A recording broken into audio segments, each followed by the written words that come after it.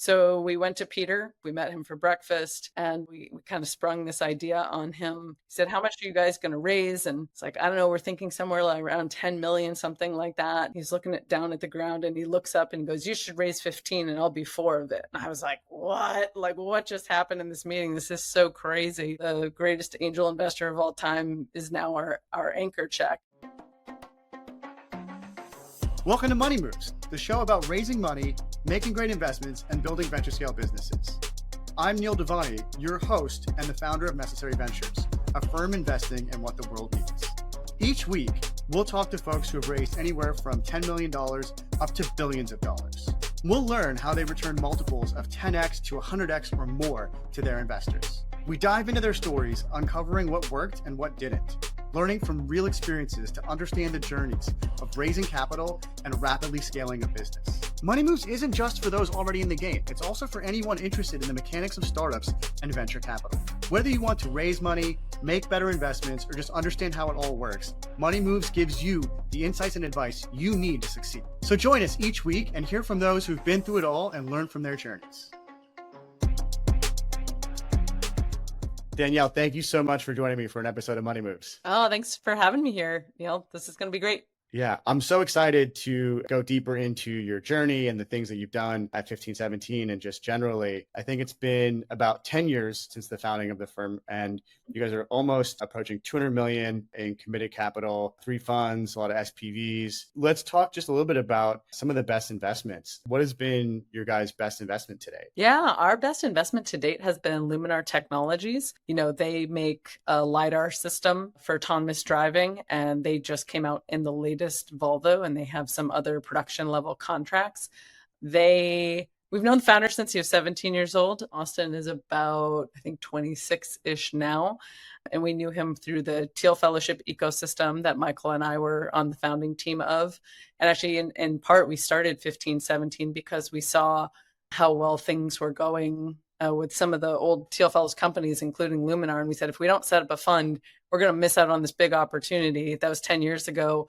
And in December of 2020, Luminar went public.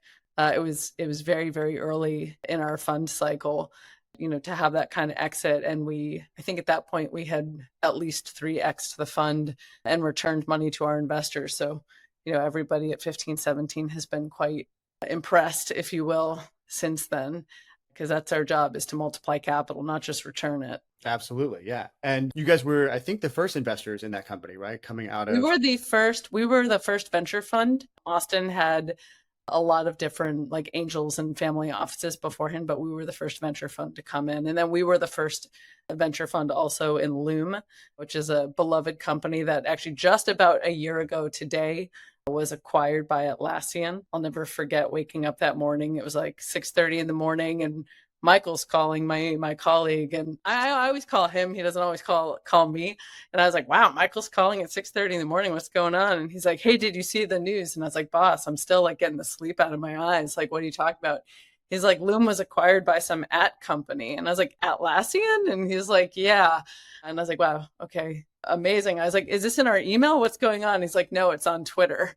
I was like, what? Like, that was quite the moment. And we hadn't had our LP meeting yet. It was coming up just like a couple weeks away. And it was around this time, it was early December last year. I remember we took a picture of our bank account because we weren't expecting that they would send the money. Like we knew they were asking for our bank account information, but we thought it wasn't coming until Q1.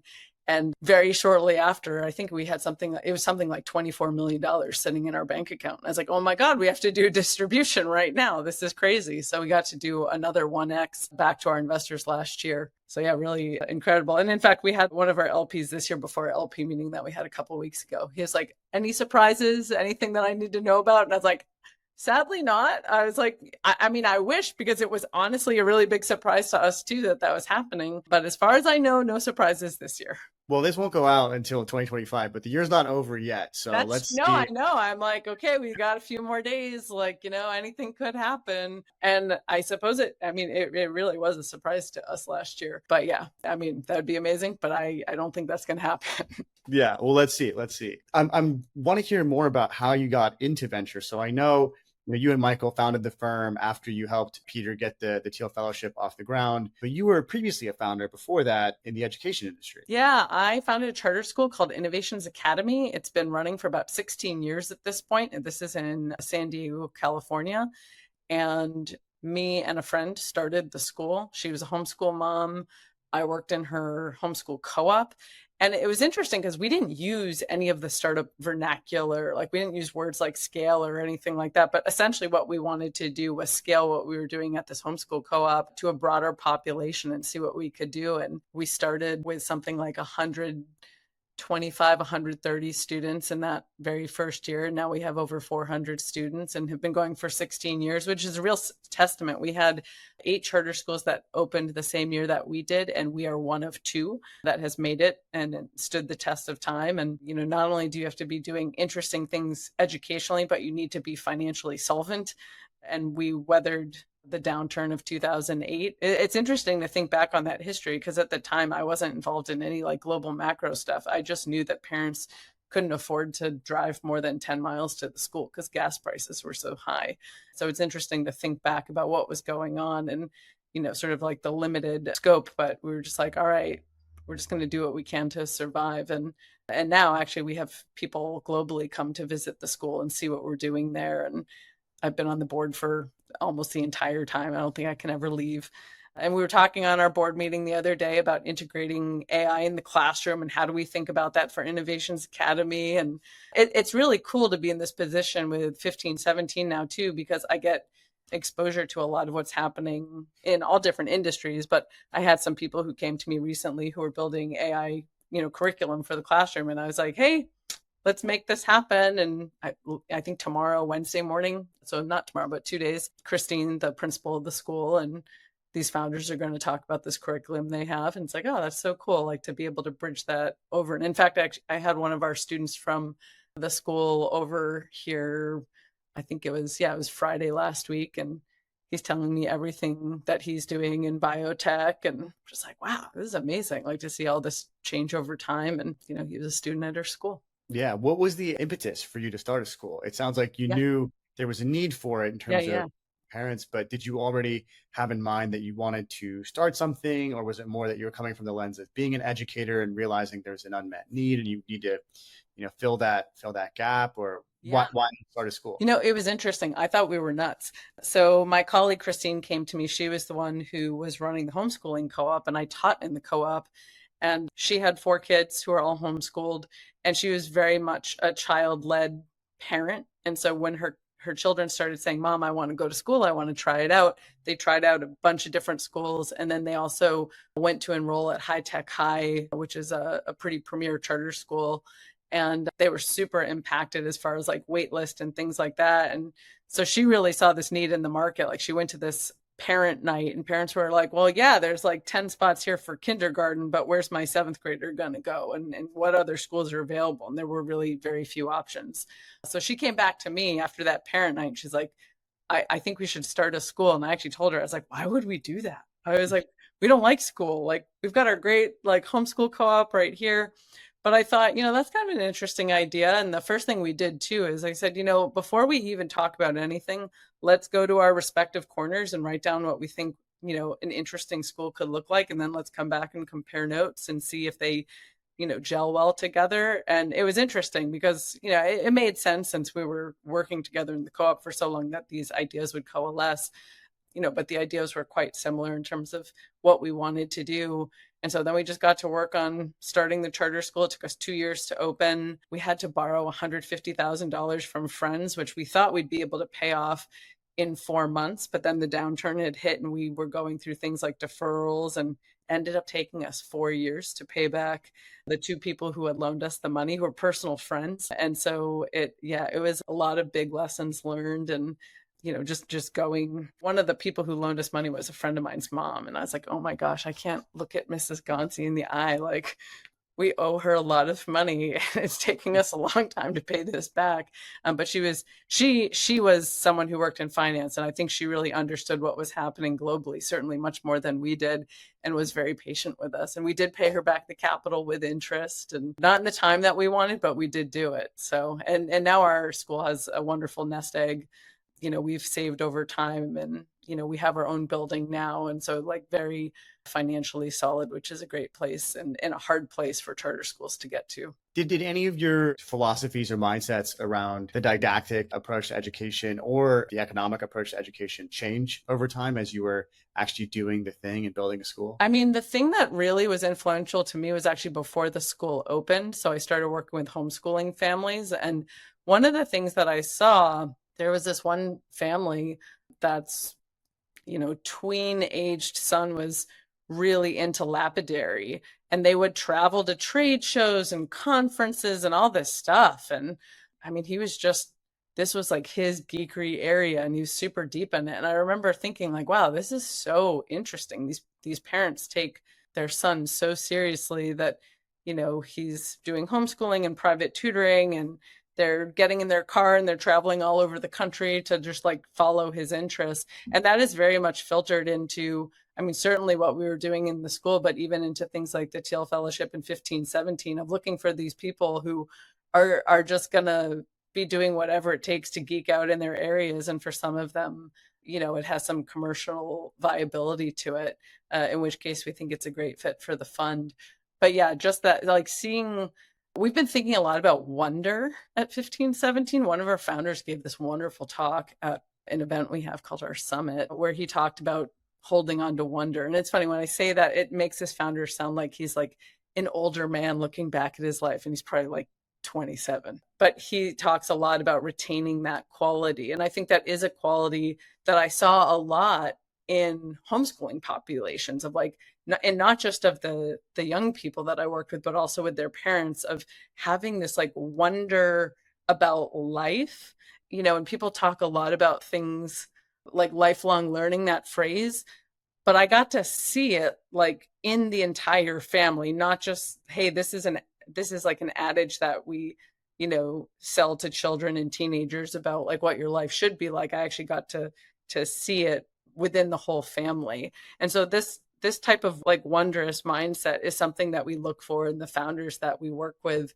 And it's something that we, of course, enjoy so much. I was talking today actually with a prospective investor because we're raising our fourth fund, and he was so funny. He's like, he's like, there's got to be days when like you get tired and you don't really want to hear a pitch and you're just kind of done. And I was like, what are you talking about? Like, that's just not our life at all, where we love what we do. We get to work with people who have this level of like wonder and excitement. And like, there's really nothing better than that. I tell people, my job is like, I get to drink from the fountain of youth every day and give people resources to make their dreams come true. It's like fairly extraordinary. This guy was so funny too. He's like, yeah, those days, and you probably just don't want to do it. And I was like, what? I don't know what you're talking about. Like, I've been very fortunate in that I was heading down a very different path when I was younger. I thought I was going to go to grad school. I thought I was going to maybe become a neuropsychologist. And I love that work, but I wasn't super passionate about it. And I very much sort of had a litmus test for myself from my early 20s onward, that like, if when I got out of bed in the morning, if when I like put my feet on the ground, I didn't want to go do the thing I was going to do, that would be the wake up call for, hey, wait a second, like what's going on? And this even honestly happened with my charter school son. Like, I love my charter school, but I didn't love having to be in the same building at the same time every day, working with the district. Like, I got into the business of doing the charter school to like scale our work, but as an administrator, you're pretty untethered from like the student population and things like that. So it was really perfect when I came into the orbit of the Thiel Fellowship, because I got to make this really big impact in terms of the message that we were putting out to the world. But I got the direct impact of working with the fellows themselves, which is just a perfect place for me to be, which is also why I love venture, because, we have our big mission of showing people that one path is not for all, and that great science can be done outside of the institution. Like, that's sort of a new beacon that we're looking at 1517. And at the same time, it's like right before this, I'm talking to founders about what they're up to and what they're doing. And I love that. Yeah, just like working directly with the people part. It's mentally and emotionally very fulfilling. Yeah, that's really well said. So let's go from the charter school to the Thiel Fellowship. How did you and Peter find each other? So I was running my school, and like I said, I learned quickly that like being a school operator was probably not like my life's sort of mission for like the super long term. So I was living in San Diego at the time. I'm originally from the East Coast. I moved up to the Bay Area and I told myself I was going to kind of take a leap and I was going to do a staycation and I was just going to kind of figure out what was next on the fly and not have a particular plan. I've always been like, like I'm like the responsible oldest daughter type where it's like, okay, I got to have a job. I've got to have some savings, things like that. In this instance, I didn't have those things. And in fact, moving up to the Bay, I remember just really feeling in a conundrum of like, I don't know, like we didn't have this frame either of the operator of a company. Like we just didn't have this word. And we didn't have this understanding of the value of people who are operators and what they bring to things. So I really didn't understand who was going to value my skill set. I was like, okay, I'm not like deep in science and tech. I don't code. What's my life going to look like? And one thing that was nice about giving myself this like, staycation framework of like, okay, I'm specifically not trying to work right now, was that when people were bringing opportunities my way, it also became clear of like, well, should I stop my staycation to do this or not? And so on the positive side, a couple months into being in the Bay Area and meeting people, I was starting to get offers to run different things. And I both felt very humbled by that, but also it was clear that it wasn't the right thing for me. I have had a long-standing mission to bring freedom, agency, and autonomy to young people, and the organizations didn't have that kind of bent to it. So I kept saying no to stuff, which like the responsible Danielle part of me was like, oh my God, you're saying no to work? Like, we don't do that. This is crazy. But then 3 months into my staycation, this woman, Lindy Fishburne, who I knew from the Thiel Foundation, she called me and she said, the foundation has lost their minds. They're starting this new program and they have nobody running it. And for me, it was like this very strange moment because as someone who was an operator and a charter school operator, you can't just start things with nobody running it. It's like you have to, when you start a charter school, you have to write a 400-page petition. You have to pilot things. Like there's all this real foundation and groundwork to lay. And I had seen Peter speak on TechCrunch Disrupt to Sarah Lacey about the program, and he's talking about it as if it's like all fleshed out. And I, in my mind, even though I knew people at the foundation, I was like, oh, well, they don't need anything. Like they're already ready to go, even though this sounds cool. And then I got the call from Lindy, interviewed, a few days later, and then came on board the week after that. And it was like, oh, who starts something and just like runs with it? Peter does, and I loved that. I loved that it was also a tabula rasa. I didn't want to come in and manage somebody else's dream and be given like, hey, here's exactly what this is going to look like. I wanted to be able to build in like the homeschooling philosophy and like what I had seen over time into the program. And there was the opportunity to do that and be part of the architecture. I've never liked the idea of like managing somebody else's dream. I'm like, no, I want to build the dream. Let's go. So that was at the very start of it, which is about 15 years ago, which is wild because the time just really flies. And we talk to high school classes fairly regularly at 15, 17. And I realized this year that some of them were just being born when the fellowship was just starting, which is really wild. Like it's really, really, really wild. And when we started the fellowship, I remember we had a press team we worked with, and they were really setting expectations with us. And they said, listen, like when you launch this program, and for those listening who might, be less familiar, the whole idea was to say that, there's some young people out there who would do better to work on their ideas and get resources and funding and really honestly the permission to do so outside of school. So the conditions with the fellowship are that you had to be 19 and under, and you had to, if given the fellowship, you had to just be full-time on your work and not be in school and not be enrolled in full-time work otherwise. And we'd give $100,000 and mentorship. And again, that like real permission to do your thing. And our PR team told us that we would get, which is pretty normal, like at most 2 weeks of press of like, okay, here's this program. And instead it went on for almost 2 months. And of course, the headlines were always like a lot more sort of salacious, like the headline of like Peter says to, be thoughtful about what you're doing with your future doesn't, there's no clickbaitiness to that. But, Peter's going to pay to drop out of college. That, that definitely got some eyeballs going. And it was interesting, too, to watch like the messaging change over time.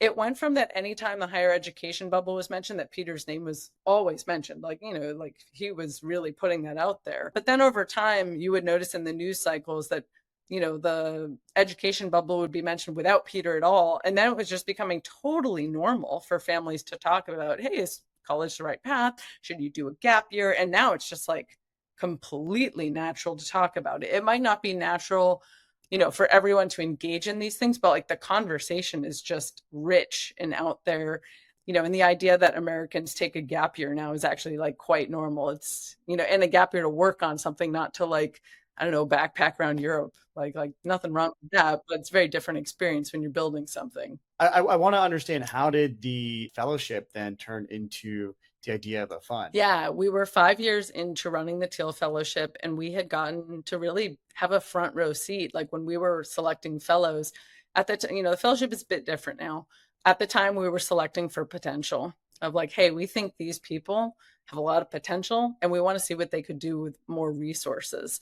So when people came into the fellowship, they hadn't like already launched something. It was really just the very early days. For some of them, it was ideas. But over time, we saw some extraordinary outcomes. We had people like Vitalik launch Ethereum during the Thiel Fellowship, people like Dylan Field launching Figma, Laura Deming with the Longevity Fund, and now she's a founder. That's been kind of like, not just kind of cool, but really cool to see also over time that the many things people would do, and not just like, hey, what was the thing they were working on during the fellowship time? People like Ritesh with Oyo Rooms. So getting to have a front row seat there. And that meant that we also saw how hard it was for them to raise money. There's a lot of lip service paid to young people in tech. But I think the translation of that is come work at my portfolio companies, not I want to give you money. And so 10 years ago, we had just continued to kind of see that evolving. And we also thought like, gosh, we're writing these nonprofit checks, which are great, but we could also be continuing with people and also the applicant pool, to capitalize them further and work with them for a much longer time frame. That's one of the beauties of venture capital, is that if you enjoy working with someone, you keep working with them. With the fellowship, we could write one check and then, we would know them certainly after that time period, but we couldn't finance them further. So we went to Peter when we were starting to play with some of these ideas. And actually, we were going to him to say, hey, like, we want your blessing to leave the foundation and raise this fund and do it as a totally separate entity. And we were really, really nervous about it. And, probably one of the most impactful meetings of my life. We met him for breakfast and we kind of sprung this idea on him. And he really loved the idea. I thought he was going to be mad at us in this meeting for wanting to leave our jobs, and nothing could be further than the truth. He was very excited. He started using all this we language. We're going to do this. We're going to do that. And I was like, wow, where's this meeting going? He said, how much are you guys going to raise? And it's like, I don't know. We're thinking somewhere like around 10 million, something like that. And, Peter, you could see the wheels are turning and he's thinking about it a little bit and he's looking down at the ground and he looks up and goes, you should raise 15 and I'll be 4 of it. And I was like, what? Like, what just happened in this meeting? This is so crazy.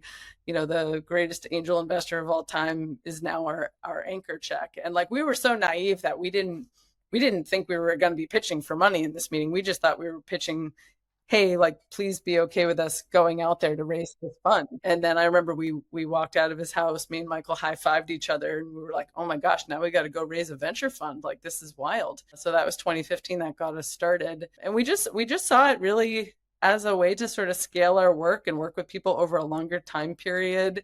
And we also kind of had, we had a little bit of an axe to grind of that. We would try to make intros to venture funds to Thiel fellows, and people just didn't take us that seriously. Now things have changed, I imagine. Right, now things have changed. Yeah, well, and like, this is where people are like, oh, if you wrote a book, what it would be on. It was very interesting to see, too, that as soon as we repackaged the fellowship as a for-profit, like, thing, people wanted to talk to us who we couldn't get, like, any time with at all. And it just always blew my mind of like, gosh, like, I would have given you this like deal flow for free before. All you had to do is like come talk at an event we had, or like just come hang out with some Thiel fellows. But they didn't want it when it was in the nonprofit package. But then when it was in the like, hey, we think we could make money here package, then people are like, oh, can I talk to some of them? Would you intro me? And I was like, this is so strange, like psychologically, just like kind of jarring. And I get why that happens. But I remember feeling like very frustrated at the time when we first started. Like, gosh, like I couldn't get this person to give us the time of day. And now they're telling me they want to pay me to do the thing I was going to do for free for them before. It's sense of alignment in a way. So was that first fund, most firms, the first fund's the hardest to raise. No, it was actually like the exact opposite for us. We had never raised money for a for-profit entity before. We went and we raised from 30 LPs. It took us 8 months from that first meeting with Peter to close out the whole thing, to just fully finish. So it went by incredibly fast. I remember we had advisors who were like, guys, this is really, really fast. You have no idea. And part of me was just like, oh, we're just good at what we do. And then we went out there to raise our second fund. And I was like, oh, this is a different game. Like, second fund is interesting because the first fund, I think it's sort of like a guttural reaction. It's like, okay, do you like these people? Do you want to work with them? There's not much of a track record. You don't have to like align your head and your gut on something. You just have to kind of, go, no go. That's it. But the second fund, you have some data from your first fund, but especially for us as like an angel pre-seed fund, 3 years in, you don't have that many markups. Like you don't have that much to show in terms of what's happening. And we knew working with our founders that things were moving in a positive direction, but that was not apparent in our financials. And we're very conservative with our numbers. And that was another learning too, is that, there are people who will mark up their safes and things like that. And it's like, no, we only do a markup when there's a priced round, and we just keep things really, really kosher. And so we weren't doing, I always like to say, like, especially with our LPs, we want to under promise and overperform, and that we have. But yeah, that second fund was particularly hard to raise. The third fund came together, I think it was in 4 months total. So very, very quickly. This was in 2021 that we closed it. And this is another thing. This is like something that we're reflecting on right now as we're raising our fourth fund. It's like the market you're in just really, really matters and has a huge effect on how much access to capital there is, how just abundant like your family offices you're working with and things like that feel. And so it's so easy to take things personally, and just be like, oh, fund 3 came together super fast, so that means we're good at what we do. But we were also in a market that was extremely flush with capital. And so I'm not, we are good at what we do and we do have good metrics, but the ocean that you're swimming in matters. And it's hard to untether these things because the market is, just much more difficult now. People are in a very different capital position. It just means like the work is like just different, but it doesn't mean like you're good or bad or something like that. It just means you're swimming in different water. I think that's very true, especially as we've gone through such a different environment from 2020, 2021 into 22 and 23. And now, we'll see what the future holds, but it's been a very different macro environment, very different mindset around venture capital. So second fund, it sounds like was the harder one versus the first fund. How did the third fund raise strike you? And do you feel like you've learned a lot since the first 2 raises going into that third raise, what that was like? Sure. The third raise was very fast. The third raise was, I think, it start to finish 4 months. We had multiplied capital for our LPs. We basically didn't have any room for any new people because our current capital just like really wanted to flesh things out and be like, okay, here you go. This is where I'm going to make, more returns. So it was very, very quick. Some of the learnings were interesting. Like our first fund is 20 million, second fund is 24, third fund is 80. When we put it out there, we socialized that we would raise 60. So we oversubscribed to 80.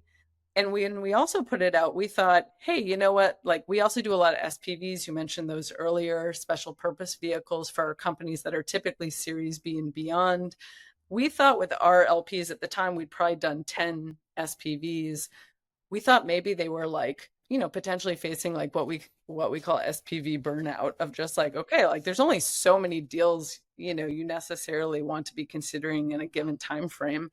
And we went out to our LPs and said, hey, maybe with the third fund, we'll keep to about 45 deals, but we'll do more follow on. So then y'all don't have to think so much on the SPV side. And they were all like, no, that's not what we want. So like we thought about our portfolio construction a lot with our LPs and had lots of meetings where we would dig in with them very specifically on like, hey, what does fund 3 look like? And they all came back and said, we love the SPVs. And in fact, one of our SPVs, I think, was something like a 16x, which is just incredible, and, realized returns. They love those. And they said, we want to see you do even more early stage deals. And we're like, okay, like, let's do it. Like, maybe, we'll aim for, I don't know, 80, 100, something like that. And now we're at the tail end of Fund 3, and we've done just over 100 teams that we work with. And so we also think a lot about what feedback are we getting from our LPs, and like how do we develop our thesis over time? And the thing that we've really learned over these last 10 years is that we have more knowledge and therefore more conviction than anybody else in our teams.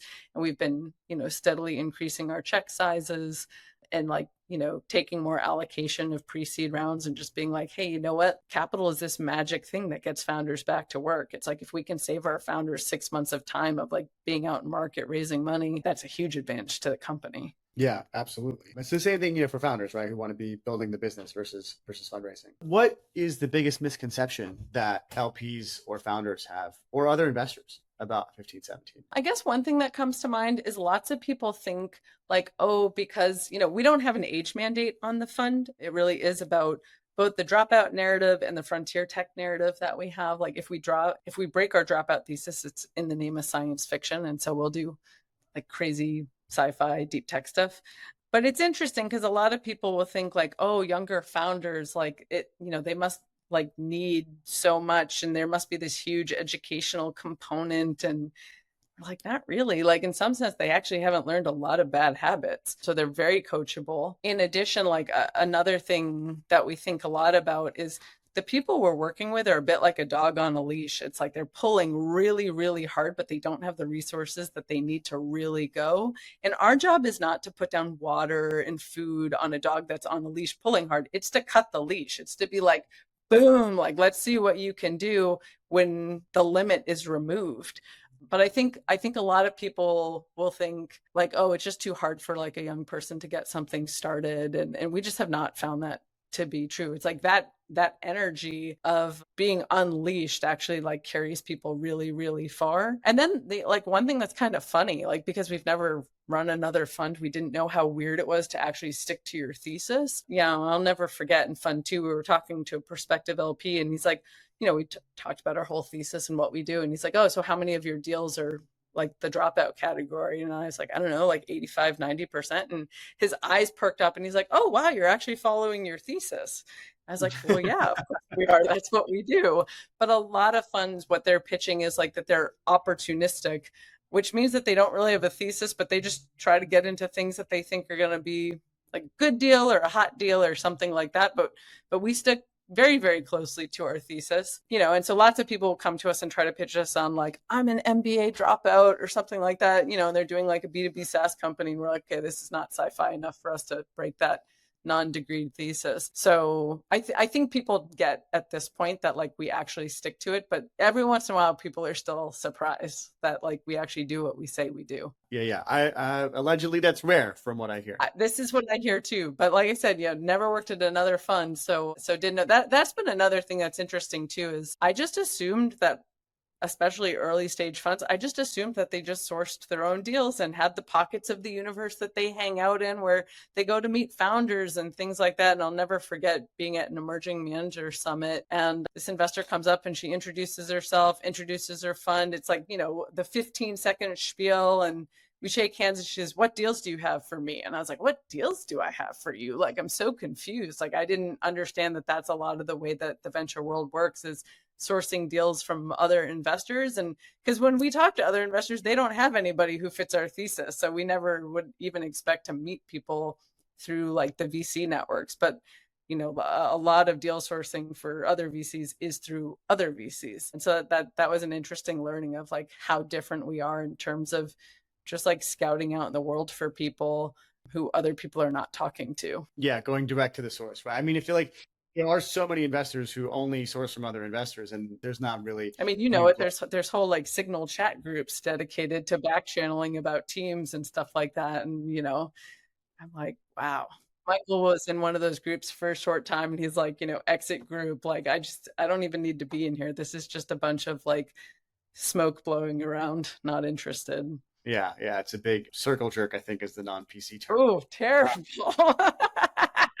But yes, this is true. You're absolutely right. Let's move on to the part of the show where I like to ask GPs to give advice to founders. So, what makes for a great first meeting or first pitch for you when you're meeting a founder? I got some really interesting feedback from a founder over the weekend. Peter Thiel had his Christmas party, and she came with me as my plus one to the party. It's always fun to bring founders to that. We had dinner beforehand, and Michael was there too, my co-founder. And she said, "You guys were the only people that asked me about the background of like why on earth was I starting this, and like to really start from the origin story." Everyone else is just like, yeah, tell me about the market sizing of what you're doing and just like all of that. It's interesting because like we are very specific at 1517. So any sort of advice I give, your mileage may vary. It'll definitely work with us, but it might not work with other people. But one of the things that is important to us, and I think a lot of the very early stage, like angel pre-seed investors care about this too, is what is the sustaining motivation? What's the reason you're going to work on this when nothing is working? When you're like, wow, me and my co-founder are fighting and funding isn't coming together and things are just really, really hard. It can't be like, I'm going after a huge market size, so that's what's going to keep me in this. It's like, no, you have to have like soul and skin in the game. And it usually comes back to a personal story about why you're doing something and why you're going to get through the tough times. So that's really important to us. So we always start with that background piece of information. There's so many things that are important. I think team dynamics are really important. I love seeing teams where you can tell there's so much like admiration and respect for each other, and you can just tell like the real like compliments on what they're doing. That's huge. But yeah, the sustaining motivation. We also have something that we call hyperfluency, which is the ability to talk backwards and forwards ad nauseum about something in a really excited, charismatic way. And it's interesting. I think sometimes what founders think that investors want, and maybe investors do want this, again, maybe this advice like tracks to 1517 more than other places, is they want people who are really charismatic about the market sizing of something. But what we want is the charisma around like the geeky part. We're like, yeah, tell us like why you're super into this niche area and how glorious it is. And like going back to that sense of wonder of like, why is this the rabbit hole that you are just like falling at full speed at? Like, what does that look like? And what does that sound like? So that is where we really want founders to have an incredible amount of passion and knowledge. So that's another, really important part. And then lastly, I'll say, we want to see something that has a really, really big mission. Sort of like I sometimes will say it's like up here in the corner, but we also want founders to be able to answer the question like, what are you doing on Friday? So it's like, paint us a picture that's 10 years in the future. We often ask people, what do you want to make absurd? Like, what is it that's just going to be totally changed by this? But then, yeah, like, what are you literally doing this week to move this forward? Because there's a lot of people who will answer like, well, as soon as I have money, I'll start moving this forward. And it's like, no, like there's always something that you can be doing.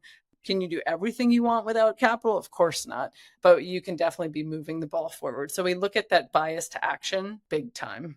Yeah, yeah, I think that's a great heuristic. What do you think, other than the emphasis on market size that you mentioned a little bit? What are some things that other investors index on or look for that you don't care about as much? It's interesting. I think all investors kind of look at team, market, and product, but they look at them in different orders. So for us, the order is team first, then market, and then product. And for us, we say that because like ideally the team will be the most normalized of those three, like it will be the same. We want to see that they have really high ambition and that the potential market is something that has the potential to be really, really giant. Because when we're talking about multiplying a fund, and we also believe in a power law distribution of like, okay, it's really going to be a handful of our teams that are able to multiply that capital. So it has to be extraordinarily large market sizing.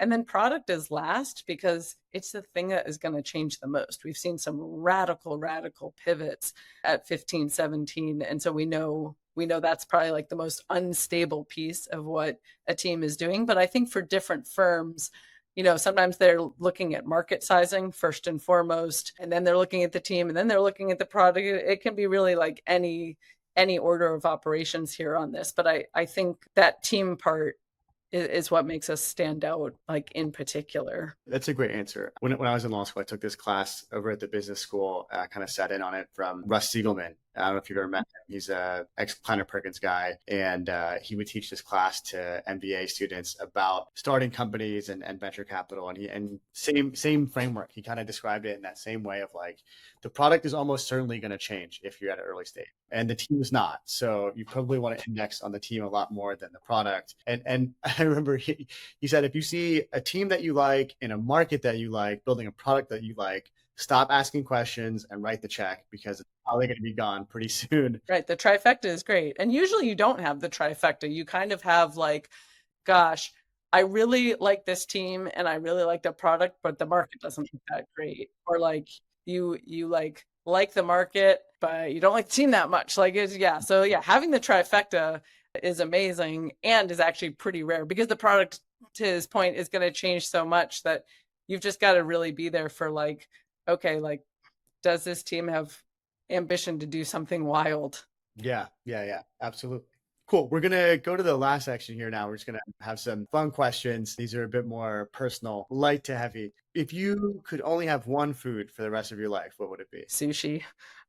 Like, I'm a sushi nut, and it's like a broad enough food that there's lots of things you can have. But I'm also really particular on the sushi side. I mean, I like it all. There must be like a word for this, but I like things where it's like the essence of the thing comes through without a lot of extra. Maybe this is also true for founders also, where I want like the taste of the fish in the rice. I don't want the mayo and the sauce and the crazy stuff. I just want like the essence of the purest thing as it's supposed to be. I've not heard anyone answer that question and tie it back to the founder. And I've been thinking about essence a lot. Like I keep sticky notes sometimes of just like things that I'm thinking about on paper. I'm like, okay, I've got like sticky notes with the word essence on it. I went to Japan recently with my mom, and I've been thinking a lot about like, what is the essence of a thing, and like how that matters. And so, yeah, sushi and essence, important stuff.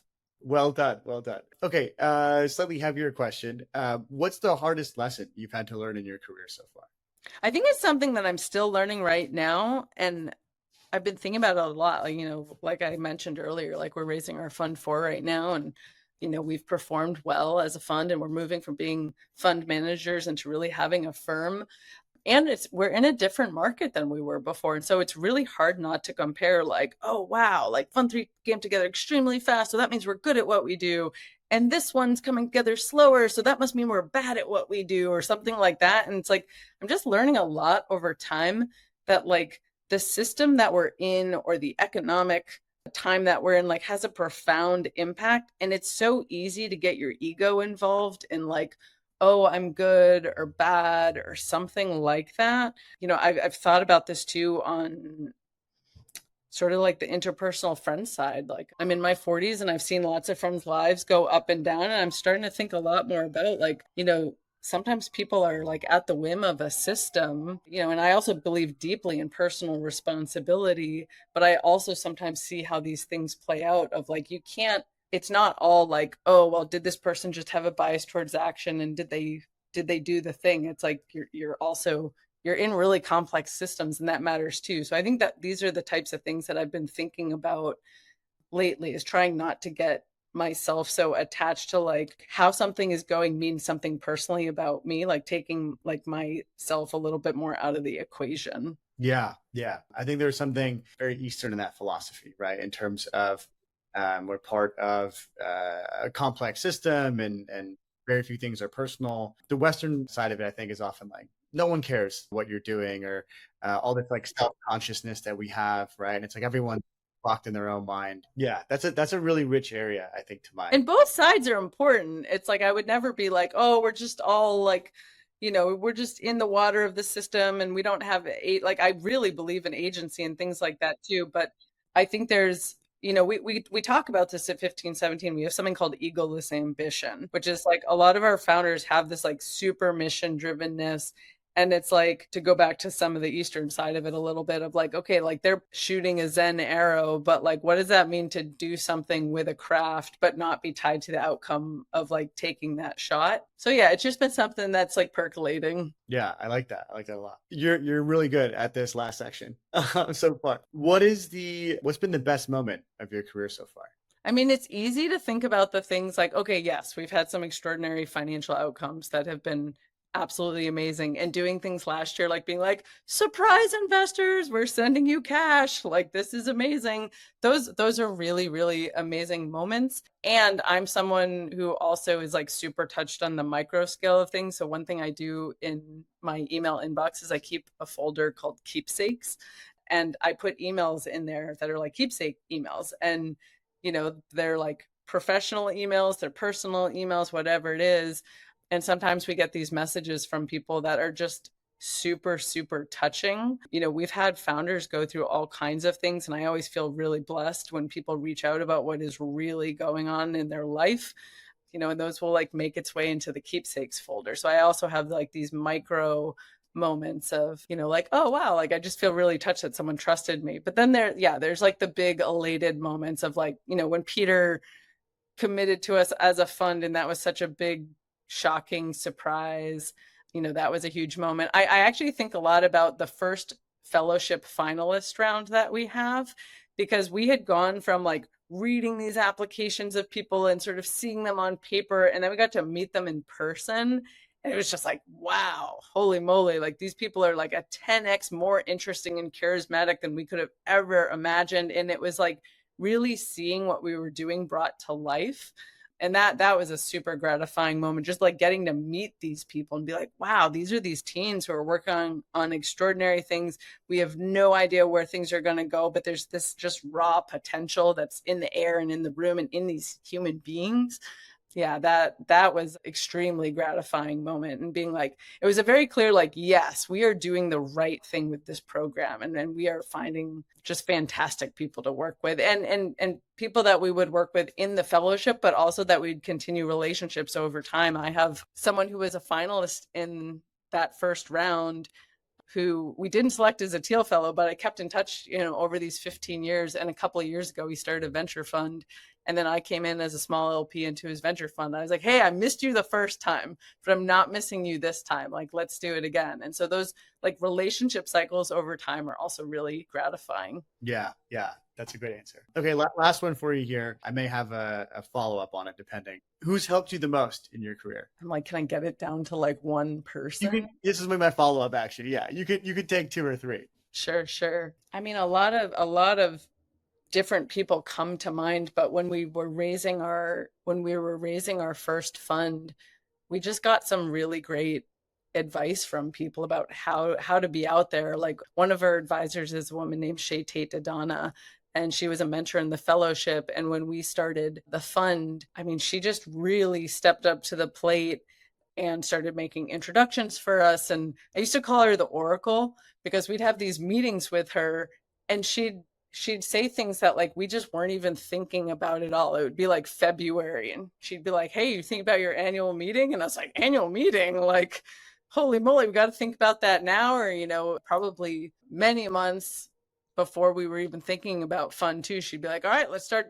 nailing down fund 2. And she's so good, and she's a dear friend. She's so good at being both very high level strategic and extremely tactical at the same time. And that combo is incredibly hard to find.